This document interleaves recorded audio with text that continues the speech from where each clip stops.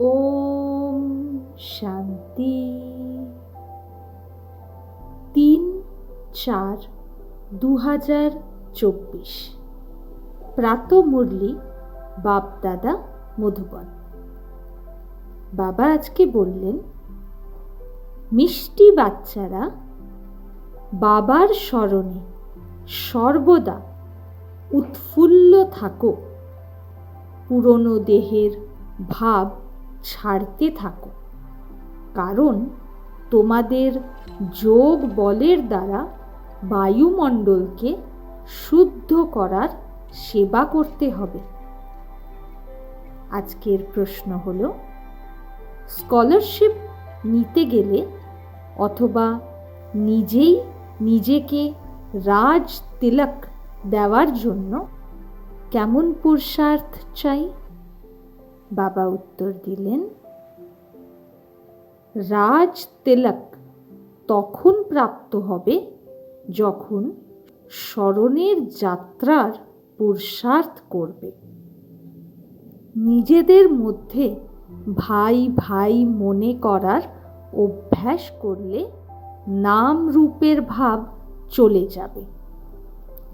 ফালতু কথা কখনো শুনো না, বাবা যা শোনান সেটাই শোনো। দ্বিতীয় কোনো কথায় কান বন্ধ করে নাও। পড়াশোনার ওপর সম্পূর্ণ মনোযোগ দাও, তবে স্কলারশিপ প্রাপ্ত হতে পারে। ওম শান্তি। ধারণার জন্য মুখ্য সার। প্রথম,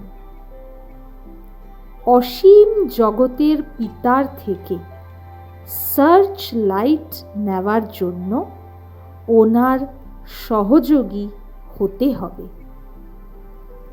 মুখ্য ব্যাটারির সাথে নিজের কানেকশন জুড়ে রাখতে হবে।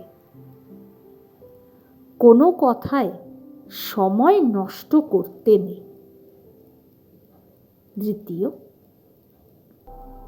প্রকৃত উপার্জন করতে বা ভারতের প্রকৃত সেবা করার জন্য এক বাবার স্মরণে থাকতে হবে, কারণ স্মরণের দ্বারা বায়ুমণ্ডল শুদ্ধ হয়, আত্মা শতপ্রধান হয়ে ওঠে, অপার খুশির অনুভব হয়, কর্ম ইন্দ্রিয় বশ হয়ে যায়।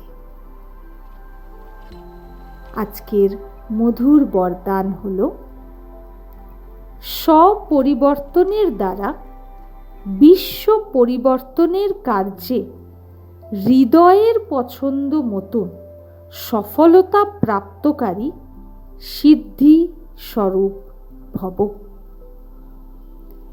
প্রত্যেকে স্বপরিবর্তন দ্বারা বিশ্ব পরিবর্তন করার সেবাতে রত আছে।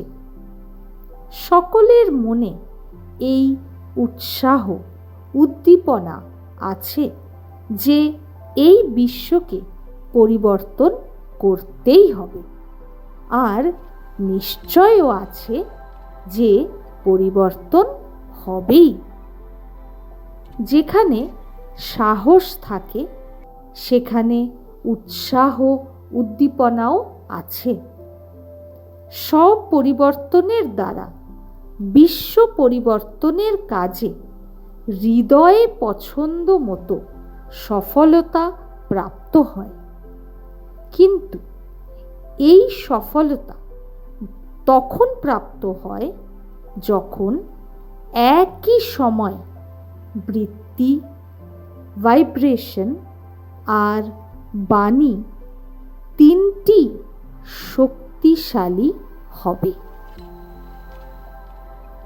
আজকের মিষ্টি স্লোগান হল, যখন বাণীতে স্নেহ আর সংযম হবে তখন বাণীর এনার্জি জমা হবে।